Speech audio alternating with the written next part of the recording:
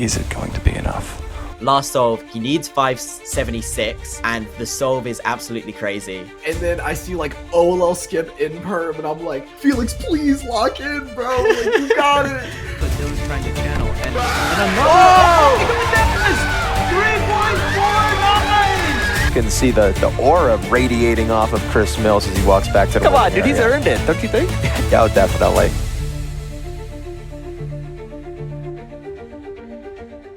What's up, everybody? Welcome to episode 3 of the Millisecond podcast. I'm Dylan Miller, here with my co-host, Chris Mills. Chris Mills, how are you doing today?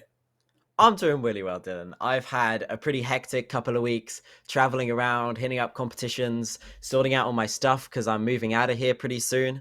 I went to Australian Nationals, an absolutely amazing competition. We've got so much to talk about from that.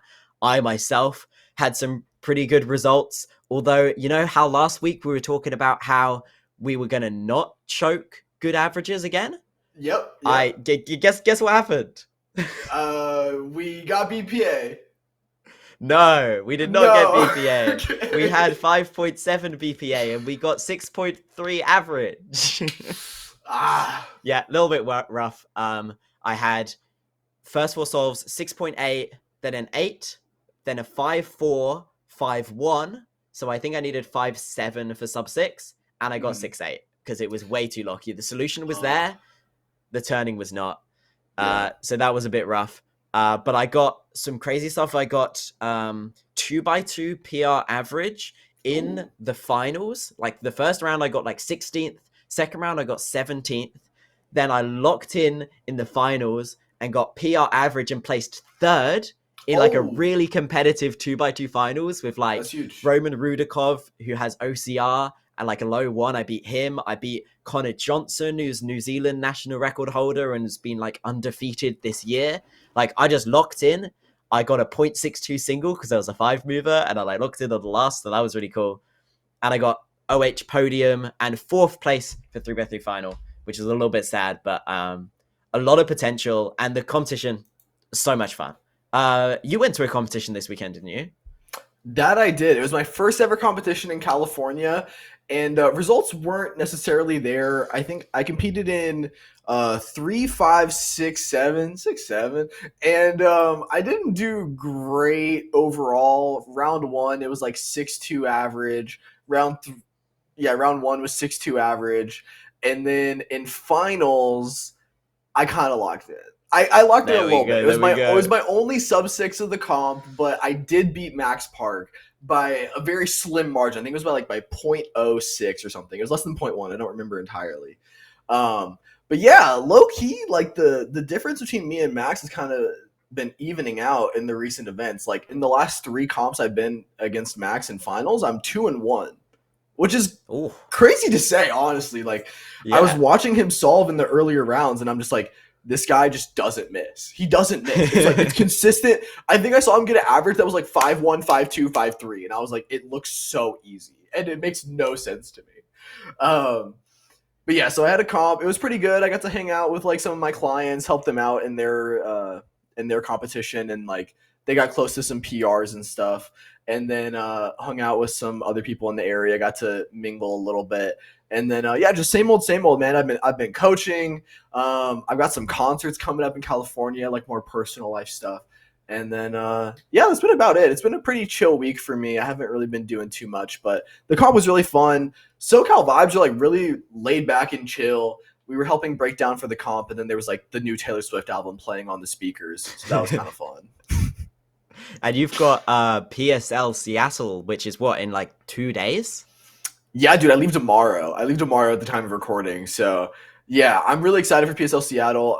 It's gonna be me against like the other top people in the pool are gonna be Morgan Ye, Do Kwong, and Samir Agarwal. So it'll be pretty competitive. Hopefully. Praying. We get a Dilly Millie dub, dude. It needs to happen. We've been waiting so bad. We have been waiting. I know. I feel so bad. It's okay. We'll get there. But this one's in an arcade, so like it's free to it's free entry for like the public, and like you can literally just go to the arcade and like maybe on that random Sunday you watch a Rubik's Cube competition. It's kind of a really interesting vibe. So I don't know. We'll see how it goes. Make sure to tune in on Sunday for PSL Seattle. It'll be a movie. All right. Well, you talked about going to the same competition as Max, and although Max didn't beat you in that 3x3 final, he did have an absolute tear of a competition. He got what? So we got a world record in, was it 6x6 single? I can't even remember. He got so many world records. I've lost track.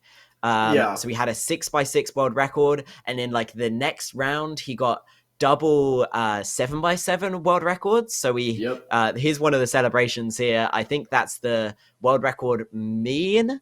Yeah, he got world record mean and of like 137, world record single of like 134. He was winning every single round of the competition until you beat him in finals. Max Park not washed, like he is back. He's still breaking records. There's the 6x6 world record. I guess it wasn't me, and I think I was wrong, but it was absolutely hectic. He was popping off. Anything to say on that, Dylan? Like Max Park, what's he doing? Yeah, Max has still got it, especially in the big cubes. Like I don't think whenever people have talked about Max kind of like going on the back burner a little bit in terms of cubing, like he's not prioritizing it as much, but that's mainly like the 3x3 events. But his skill in 6x6 and 7x7 are still hard carrying him, and he is like by far the best in the world. We've seen some competition, like Nam had world record from him like a little bit ago, and he didn't win one of the big cubes at Worlds 23. But obviously, given this competition performance, he's still very, very good. Funny little story. I actually was at this competition, but I didn't see any of the world records happen in person. I was at a grocery store getting like lemonade during both of these world records. I was just away, dude. So like kind of sad I'm not in the pictures that you just saw, but yeah, congratulations to Max. It's always good to see him still do well, especially when there's some talk about him kind of like falling off or whatever. But no, he's obviously still got it. And these world records are insane. It's interesting as well because most of the other big cube solvers for like 6 and 7 are switching to Yao. That seems to be the meta nowadays. Like Nam's doing it, Timon's doing it, Kieran's doing it. They're all doing Yao on 6 and 7. But then Max Park, who's got the world records by quite a huge margin now, he is still doing Redux, and he's still doing Redux on 5x5 as well, and kind of crushing that too. Obviously, he doesn't have world records anymore, but he's still close and in contention to take them back. So some reason Max is still locked in with reduction. I think it's just his insane look ahead. Like he doesn't need Yao to still be able to look ahead. Like reduction, usually because you've got so many more places the pieces can be when you're doing edge pairing, that's where people lose a lot of time. But Max is just, I don't know, he sees everything. He sees stuff nobody else can see while turning at like that insane speed. So it works for him. I don't even know who's like second in the world for big cubes for Redux. I couldn't even tell you. Oh, I have no idea. Yeah. It's not really a thing that happens anymore. For me, the craziest thing, at least watching Max's 3x3 solves, like he is the most solid guy ever. Like his turning is always so precise and clean, and you don't really see him lock up that much, and especially like compounded over like a larger solve or something, no lockups. Even if like maybe there's like sometimes where he's trying to find pieces, most of the times like he's not pausing for that anyways. It ends up being a very, very solid time anyways, because it's just super clean the entire way through, and that's what I was noticing in like his 3x3 solves. It's like he's doing very simple stuff, but like his turning is always so perfect. His transitions are really, really clean. And especially on like a bigger cube, like having those really clean transitions is going to give you a really, really solid time. And so that's what you really should be prioritizing. Yeah. All right. Well, on to Australian Nationals. Absolutely amazing competition. I had so much fun. Firstly, shout out to like the stream team we had behind it, because the competition day 2, 3, and 4, all the interesting days, were all live streams. We had Mitchell Anderson working in the background with Anup, who's a Brisbane competitor. They put on a really good stream. Michael Tripodi, who commentated at Worlds, he was kind of leading the team. So I was in commentary a little bit. Jodi Brewster, Lachlan Stevens. Like it's a great stream. I would recommend going to Speak Huming Australia's YouTube. And if you just want to watch something while practicing, watch that stream. So much fun, especially the States Cup, like Rubik's Relay kind of thing we do. I think that was on Saturday night. Really good to watch. And it was such a competitive competition. There were so many close finals. There were so many records. Really interesting to watch. Couple of things. Feliks, he had a tear of a competition. He actually showed up on day 3, so only competed in 2x2 and 3x3.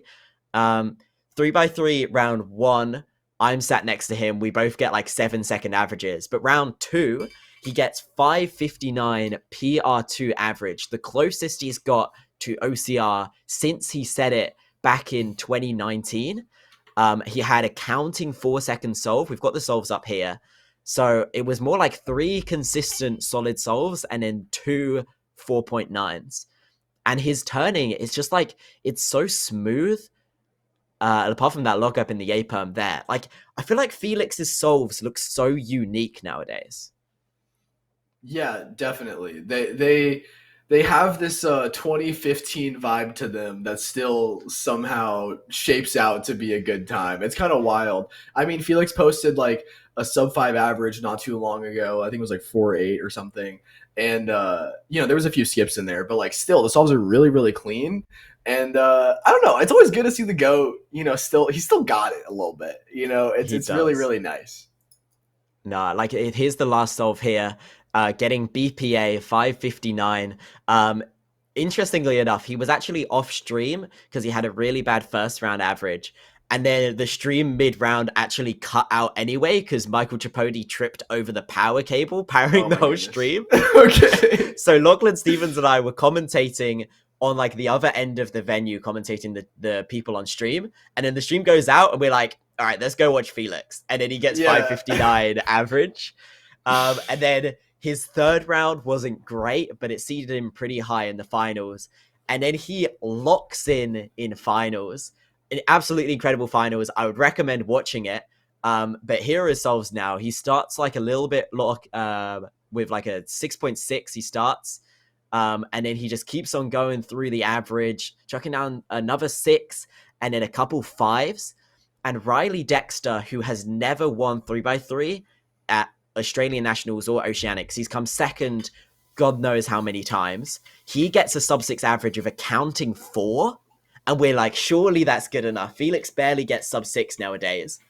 Last solve, Feliks needs a 5.76 to win. I believe this is solve 4 we're looking at right now, where he gets a 5.7. So that's solve 3. Solve 4 coming up, he needs like a 5.7 to even have a chance of beating Riley. And he locks in. Like, this solve is really clean. The scrambles were really good for color neutral. I did quite well, even with a lot of lockups. Feliks thinks he's already got like a really good average, which probably in his mind would be good enough to win, but people were locked in this round. Last solve, he needs 576, and the solve is absolutely crazy. He finds a good solution, which we'll look through later, and then has a lockup at the very end of the solve. Everyone's on like the edge of their seats in the venue. I mean, Dylan, like, what do you think about Feliks? He's on fire right now, coming off Australian Nationals, taking back his title. Last time he had this was 2022. He's still got it. Yeah, I mean, this is his 10th Australian national title.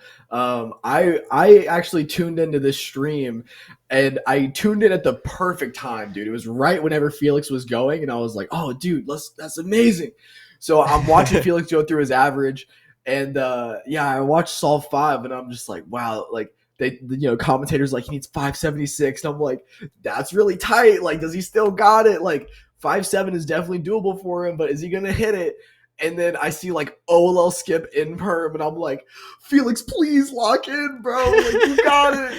And then he clutches it up just barely, barely.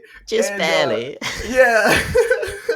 No, I mean, it's really cool. I think Feliks's like low end definitely isn't like on the same tier as some like the other solvers nowadays. But whenever, we see he gets to like in perm like sub 4 here or something, it ends up being 5.7. Like, oh my goodness, it was so shaky. But Felix has always been kind of shaky and just like somehow still does it. But yeah, it's amazing to see it. Like his low end isn't as good as maybe the other solvers nowadays, but seeing him lock in, it's amazing. Feel bad for Riley. Counting 4 is awesome though. Like that shows he's on really good pace going forward. But you know, you can't look at Felix get a national title in 2025 and like not just have a smile on your face. Like it's great to see that he still got it, even with like his wife now and like his real job and all that stuff. Like it's an inspiration for sure. Shout out to the whole podium for the Australian nationals though. The winning average last year was like 6.8. It would have placed you 5th this year. Yeah. Felix won 590. Second was Riley Dexter, 592. And third was Toby Seufert, which I believe like 6.3. And then I was a little bit behind that, 649 in 4th place overall. Obviously not eligible for Australian podium anyway. But interesting thing about Toby is he actually bombed semi-finals and ended up in 21st place with top 20 making finals. Then Jodi Brewster, a good friend of mine, the nicest guy around, he sees how disappointed Toby was to not make finals. Toby hoping to claim back a national title he had a couple years ago, and decides to drop out of finals to allow Toby to go in 20th seed. So, I mean, mad respect to Jodi for doing that. Like, Jodi himself has a shot at the podium. Like, he's a really quick 3x3 solver. He doesn't practice as much nowadays. But he said to me that he was like, Toby's put in so much more work than I have. He deserves this more than me. So he did that. But it's an interesting debate. Like, is this something that we should allow? Because you could kind of see it that bribery could get involved. Like, when you see people on that borderline, Toby could have gone to anybody in the finals and be like, hey, I'll give you a couple $100 if you drop out. Obviously, he didn't do that. We know he didn't do that. Of course. But it leaves the door open for that to happen in the future, maybe in like world championships, something where it's higher stakes. What do you kind of think about this sort of situation? I mean, for me, it speaks to like the friendliness and like the community as a whole. For Jodi to like, you know, take that stance and be like, no, like Toby's worked really hard and like I've seen Toby's stuff. He's very competent 3x3 solver. I don't think cubing takes itself seriously enough for this to really be a problem at the present moment. If we want to kind of push more into like the sport aspect, which we talked about previously, then I think it is something that we do need to address. Like you said, it definitely could cause problems. Is it something that I think should be allowed going forward? Probably not. It feels a little like, obviously Jodi has all good intentions and like Toby never asked this of him. But it is a little tricky. Like not in the NBA, you can't be like, hey guys, like, do you want to drop your seed and like then just let me in? Or like, do you want to throw this game and let me in? Like, that's never something that would happen. For example, like Worlds 2025, Kyle was the last person to not make it. Like, you know, in a situation where maybe he like says something to one of the competitors, like, "Oh, just let me in." Like, I don't know. I think that's a little unfair. It could definitely allow for some like guilt tripping situations, like, "Oh, you don't deserve to be here. I deserve to be here." Obviously, Toby didn't do that. Like, he's a really nice guy and he earned his podium. But I think as of now, like, it's not really a problem. But if we're getting to the stage where we're trying new head-to-head formats, which we'll talk about later, we're getting a bit more serious, there's more money in it, it's definitely something to keep in mind. But shout out to Jodi for obviously doing this, giving Toby the opportunity to claim back his title, which he didn't manage to do, but he got some really good solves and got third place. What we're going to look at now is the last scramble where Felix clutched up the win. I also, shout out to me, I got a 551 on the last scramble, which was better than Felix's. We did very similar solutions. This is my last solve here. I already didn't really have a great average. I'd had sub 7 locked, and I knew BPA would have been pretty quick. And as an international competitor, I went before everyone else. So I didn't really know what I needed or anything like that. But I was happy with this solve, a really nice G-perm on the end. And Felix and I both did blue cross on this one. But what we'll look at is what we did different and how Felix ended up with an OLL skip. So both Felix and I did blue on this scramble. So if you want to follow along at home, put blue on the back, white on the back, sorry, green on top, and then you'll get it the scramble good for white. Yeah, I did scramble correctly. So what both Felix and I see is the same first two pairs. So we see this edge here, which is going to be solved once this corner, this edge goes in place in the cross. And then we see the corresponding corner is in the back right here. So L first, then U prime, R2, then we solve this corner, and it also gives us a free pair here, okay? Then you rotate, solve this pair in the left, and Felix tracked what this pair was going to do in inspection, okay? So once he inserted that, he rotated straight back to do this pair, ignoring this free mover, okay? He did that because he planned this pair in inspection, and he was just locked in, trying to solve it as fast as possible, knowing that he needed a good solve here. So after that, he rotates back to front right, and he kind of improvises a ZBLS here. So he does R, U prime, R prime, F prime, U prime, F, and then sledge. He did this assuming it would give him a ZB, but he actually also solved corners at the same time, so gave himself a OLL skip straight into an NPerm. He opts for this algorithm, which is the same as Dylan does, and locks up. I believe he got to that at sub 4 and ended with a 5.7, which was good enough for the win, but it could have been a lot faster. If we look at the alternate solution to this one, which is what I did, I did exactly the same first two pairs, and I honestly am trying to remember if I planned third pair or not. So what I saw was exactly the same first two pairs, and I ended up doing that free pair that was available. I can't remember if I saw that or not. So maybe I didn't. It's probably most likely I didn't see that this would get split up to free mover. But once you do that, rotate back, insert, then this last pair here, and then you get OLL, PLL. And I opt for this G-perm, which I absolutely nail the execution of in a head-to-head final, which I'm very proud of. I had a lockup in F2L, which probably cost a sub 5 on this solve. And yeah, Felix is obviously better than me because he planned 3 pairs. I did not plan 3 pairs. And that's why I managed to take advantage of that last free mover. If you're interested in coaching, I do coaching. I've been coaching for a few years now. I've coached some high-level cubers like Caleb Chen. I do coaching, and you can book through my website, solvewithdylan.com. I've got business cards. Shout out my W sponsor, Speedcubing TV. Matthew Marinick is our producer. And yeah, I coach people of all speeds. Come hang out, and hopefully we can help you get better. All right, I also have business cards because I also do coaching. If you want to get faster, quicker, break some bad habits, I am your man. I do coaching. I've been working with a few people over the last few months building my coaching brand. If you are in Sydney over the summer, I can do in-person coaching. If you're online anywhere else in the world, let me know and I'll help you get faster and enjoy the process. So a slightly further back event that has happened was Teodor getting 469 average. This was barely almost ER average. He didn't have ER BPA, but Teodor has shown himself to be a very competent 3x3 solver. I will admit I was someone that wasn't super high on him as a competitor that would reach this mark in any way, shape, or form so soon. We've seen him drop some very good averages.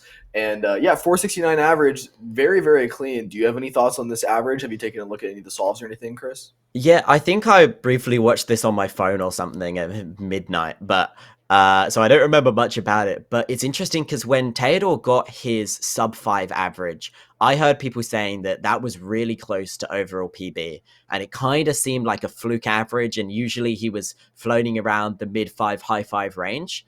But to see him get sub 5 again, and not just sub 5, but this close to ER with some crazy solves. Like, look at this NPerm on that solve. executed so cleanly. It really shows that he is one to watch out for 3x3. That sub 5 was not a fluke. He's done it again. He's honestly putting so much pressure on Timon to keep improving, because if Teodor beats Timon doesn't just lose his ER, he loses his NR average and would be the second fastest 3x3 solver in Poland. Which is crazy. Imagine Timon not being the fastest cuber in his country. So yeah, shout out to Teodor here. The bucket hat is doing bits. And also, Timon just, I think it was today or yesterday, posted a video of him and Teodor going head-to-head in a final where you can see the pressure Timon's feeling on his solves. Like, his turning is so locky. And Teodor actually wins this competition with a 5.1 average, another crazy quick average, and Timon with like a 5.4.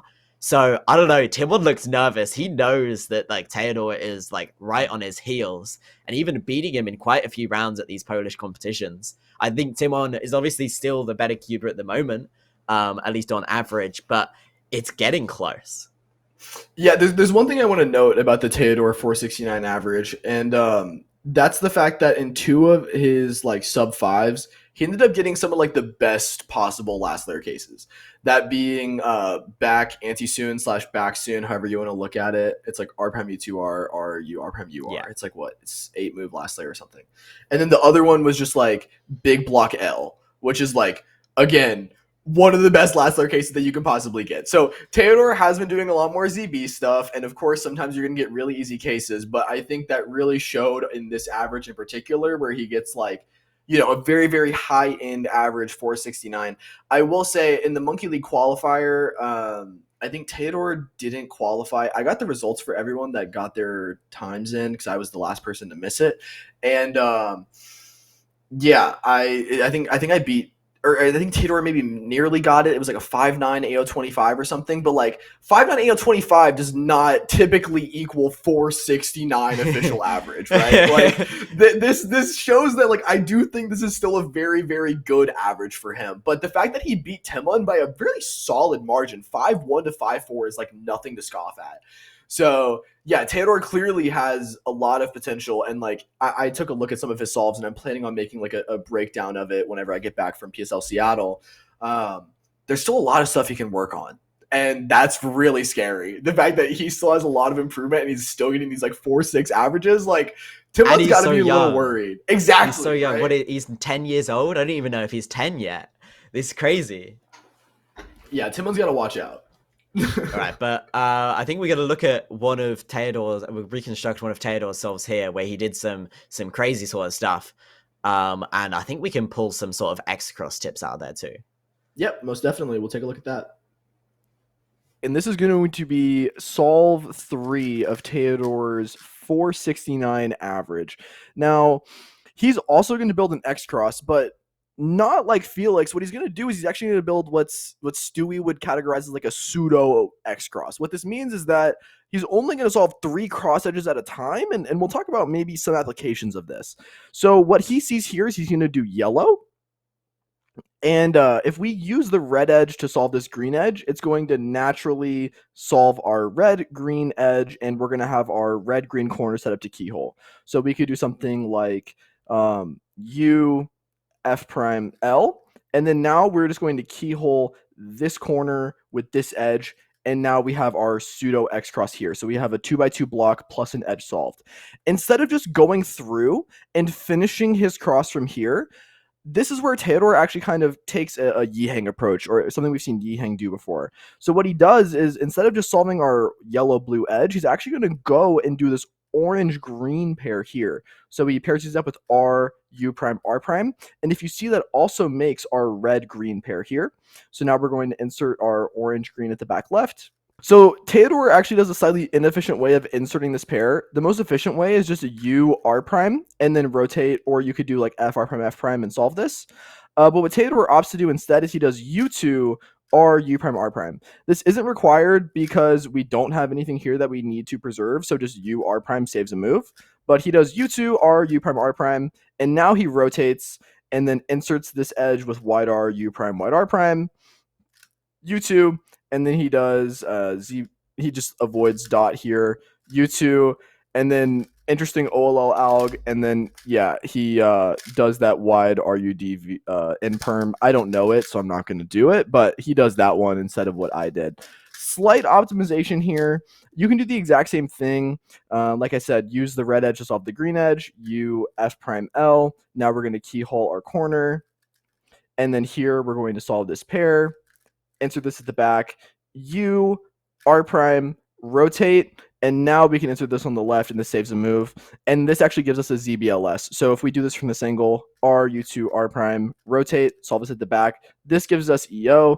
I don't think Teodor knows anti-soon ZB, so like it would just be anti-soon U lefty J perm, which is still a very clean last layer, regardless of the fact if he knows the ZB or not. It's going to be a little bit cleaner than what he ended up getting. But the main thing I wanted to take away from this solve is that for you probably at home, this is not a great idea. Like, it's probably not a great idea to avoid actually solving your entire cross at one time and then just going for like a pair that you saw in inspection. But for Teodor here, it actually leads to a pretty efficient F2L. And this is something that we've seen Yiheng do as well, where he does like some pseudo xcross stuff where he does pairs without solving the last edge. And in this case, it actually works out really well for Teodor because he saw that he would get, he solves a pair and then he gives a free pair as well. So it ends up working out really well. This is something I wouldn't recommend for people at home because it makes look ahead a little bit harder going into first pair. But if you're a higher level solver, just know that it's something you can add into your bag, and maybe you can apply it in certain situations where there's nothing really great outside of just, something like in this scramble where Teodor sees like there's nothing really great outside of just like doing the xcross and then continuing from there. And then assuming his inspection depth is good enough, this actually works out to be a really, really good solution. So if you're a higher level solver, try to incorporate this into your solves and you might get some good singles off it. All right, so another thing we missed from a couple of weeks ago because we missed an episode. Sorry about that. We were both traveling for competitions. Our bad. We're back though. Yeah, don't worry. But there was an absolutely huge announcement from the WCA. The WCA format for finals and rounds in general has been the same for as long as we can remember, as long as most of you have been born. And what we saw announced was a new head-to-head final format. None of this like one at a time kind of stuff that we've got going on at the moment. A real head-to-head knockout format. So, I mean, out of the get-go, you see this announcement. What are you thinking, Dylan?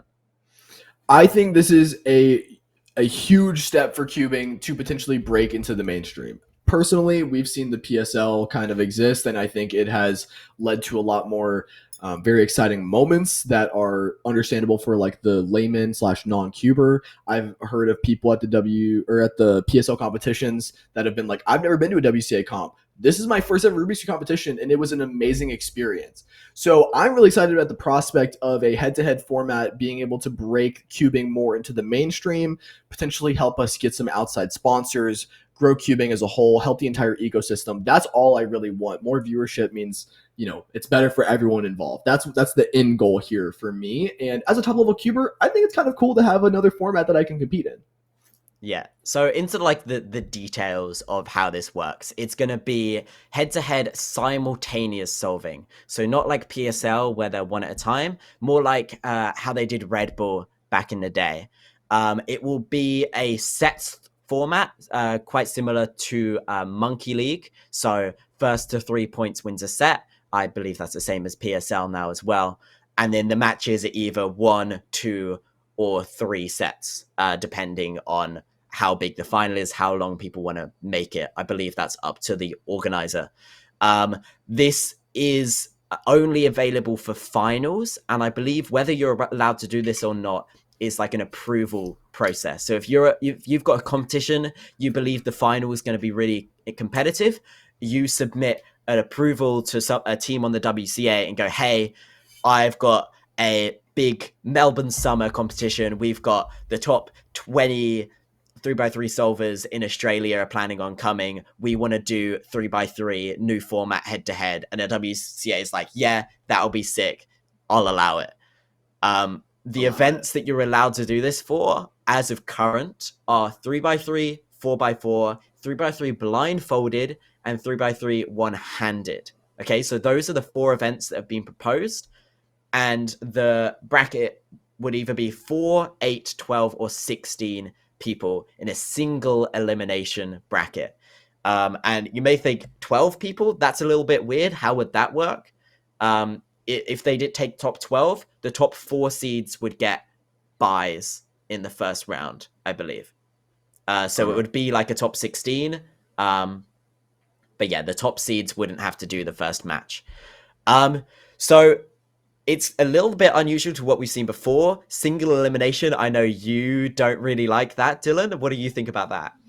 So for me, right, I think that the single elimination bracket lends itself to a lot of like explosivity and unpredictability. For example, like March Madness basketball in the US. It's like people watch it because they know there's going to be an upset. They know that some crazy fireworks are going to go down. Me personally, I want the most level playing field possible. I understand the idea of like time constraints and competitions, and like running a double elim bracket literally doubles the amount of time that you have to allocate for this final. And so in that sense, I understand why it's not being pushed super heavily. But from my understanding, this is only really being used in like higher level competitions, right? Like nationals or like regionals, world championships or whatever. Maybe there's like approval for other things. But if you're crowning a title that maybe not now, but down the road should have a lot of weight to it, I don't think it should be some type of like, oh, this is some high variance format that we're running. Like, for me personally, I don't think it's amazing. For the viewer, maybe it's really fun and like, you know, skill issue at the end of the day, just like get better, beat the people that could potentially upset you. But yeah, I don't love the prospect of like a single elim bracket just kind of getting you cooked. I do think rewarding people for consistency or like giving them another chance to like, if they mess up is really important. But either way, a head-to-head format is super sick, and I think it is a very good step in the right direction from the WCA. It's something that I've wanted to see from them for some time. Yeah, so some more details is this is planning to replace the current head-to-head format we have, which isn't really head-to-head, just the like 2 at a time. So it's going to replace that. The seeding would be exactly the same, like the round before the finals is what seeds you going into the finals. And there is only 4 events allowed at the moment. And I think that the events they've chosen are quite interesting. Obviously 3x3 and obviously 3x3 one-handed. Those ones make sense. 4x4 is interesting. We've never really seen any sort of head-to-head 4x4 competition, unofficial or anything before. I think some people are confused at the lack of faster events like 2x2 or Pyraminx. I think to me, it makes sense because it's too fast. You know, a 2x2 and a Pyraminx, that's like a second. You can't really watch a head-to-head of a 1 second solves. There's no like looking at one, looking at the other. And I've also seen people questioning the 3x3 blindfolded, because if you're doing simultaneous solving, the amount that the top blinders DNF, it honestly might be a strat to just sit there and safety a 1 minute solve in the hopes that your opponent DNFs. So it will be interesting to see the sort of strategy for that. I think we might see significantly slower times for 3 blind because people don't want to DNF. So that might be interesting to see how that compares to the normal WCA format. And also, last thing is that these results will count as official results in your WCA profile, but you can't set average of 5 PRs or anything like that. You can only set singles, because a set of first to 3 solves may only take 3 solves. It may take 5 solves. You don't know. So no sort of average of 5 format, anything like that. It's just, but if you set a world record single, if you get a 2 or something in these head-to-head finals, that will be the world record. So for me, this was something that like was really confusing. I think if you're running the head-to-head, what, like, let's say I win 3 solves straight, but let's say I get like 3-3, 3-3, 3-3, and like I'm on world record pace.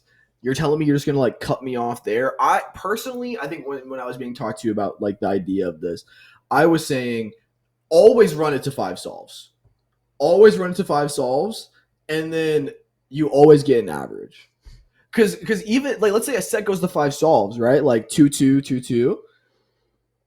And then whoever wins the last one, like you're telling me that an average doesn't get calculated there? Well, actually, no, that's only 3 solves. So that's wrong. Whoopsies. But I'm thinking best of 5. I'm that's wrong. Yeah. So yeah, but like I don't know. I personally think it would just be sick to just run it to 5 solves every time. If you win in 3, what is 2 extra solves really? It's simultaneous, so like the time is going to go by a lot quicker. It's not like you're doing one at a time like PSL, where that can definitely add up over 2 more solves. It's like a lot of time added, but yeah, I don't know. I think it's kind of lame where if I go to a competition and the organizers are like, oh, we're going to do head to head, I lose out on an average of format just because the organizers are like, oh no, we want to do head to head. I think head to head is cool. But in the way that the current WCA results system is structured, me as a top cuber who doesn't really get that many rounds in my local area, I mean, I've moved now, so like maybe I get a little bit more, but like regardless, someone like Maddie losing out on a round of 3x3 because the organizer wants to do head to head is like pretty unfortunate, and like could be the difference between NAR average being broken or not. Like people care about single, of course, but like average is kind of the real marker that people are going for. So that's kind of where my head's at. I would hate to lose out on a round of 5 format because of the organizer's choice. The way I see it is, well, firstly, like it's up to the organizer at a certain extent for this, but it seems like the WCA are only going to allow it at like major competitions, like a national championship, like a state championship, something like that. So it's not going to be like every other competition you go to, you're having this kind of final. Like it's something you'll encounter a few times a year, you know, at the odd massive competition where most likely your focus is more on winning the competition rather than a PR average anyway. And I think if you're looking at, okay, you're looking at 3, you've done 3 solves and you're doing really well and you've won the set. If we're talking about spectators, the whole idea of this format is for spectators to make it more encouraging for non-cubers or people who aren't so much interested to watch this and enjoy it. It seems really weird for a commentator to be like, oh yeah, Dylan's won the set 3-0. Now he's got 2 more solves to do an average of 5. And like, that's hard to explain. You know, that's so confusing.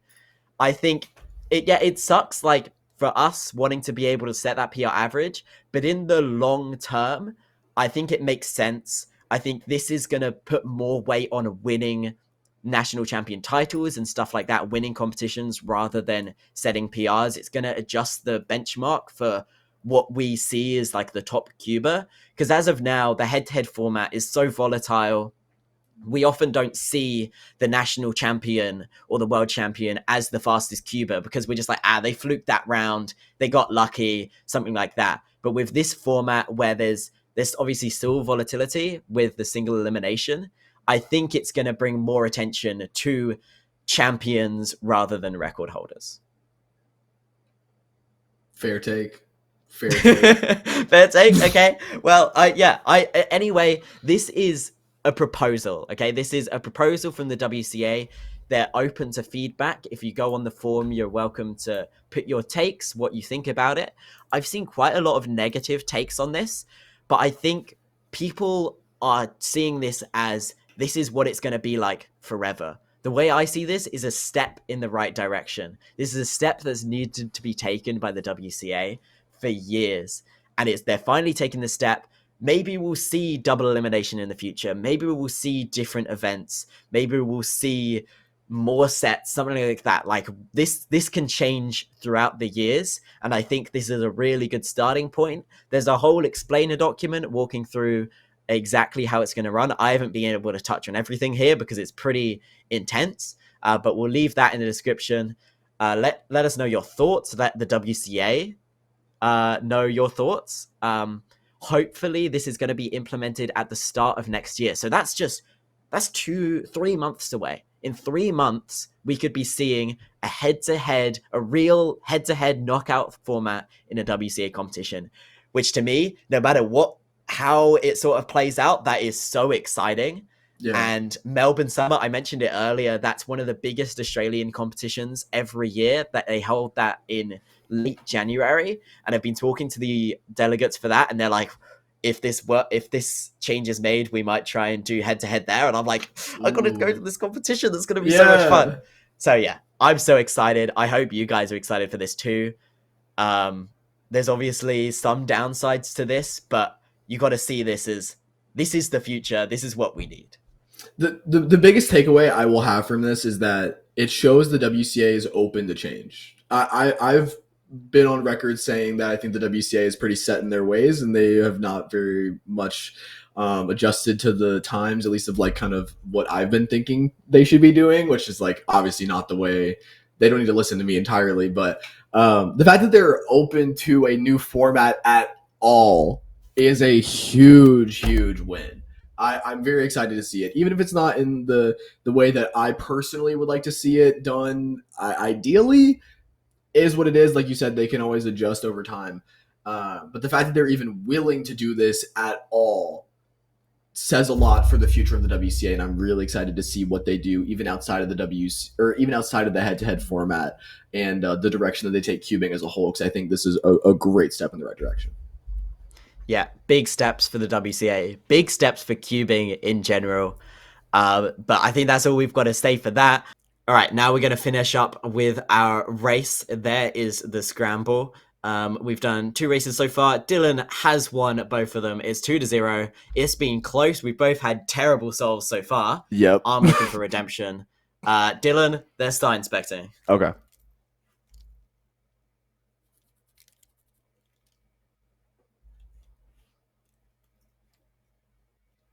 All right, are you ready?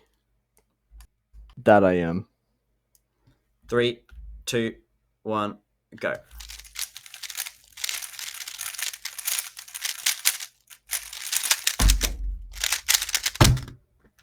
I had the solution, but I did not have the turning. 7.4.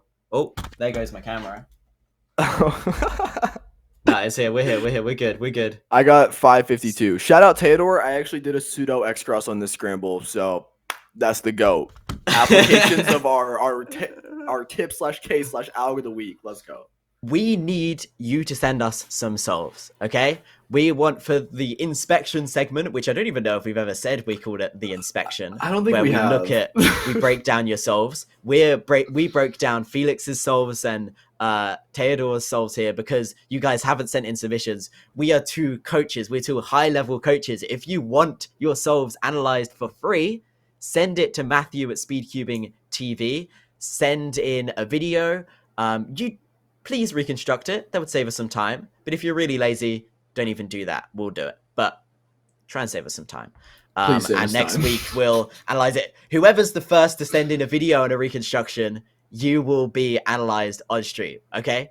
We'll make you that promise. Whoever's first. Oh, shoot. And then if multiple people submit, maybe we'll do you at a later time. But we want some solves. Please. But yeah.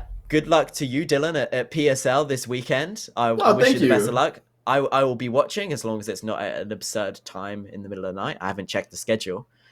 And we'll see you all next week. Anything left to say, Dylan? No, I've appreciated the support on the podcast so far. It seems like people are enjoying it. And I love meeting up with you every week, Mr. Chris Mills. It's a great time every time. Yeah, it's amazing. So thank you all for watching. We really appreciate it. I'm sure Mills does as well. But yeah, thank you all.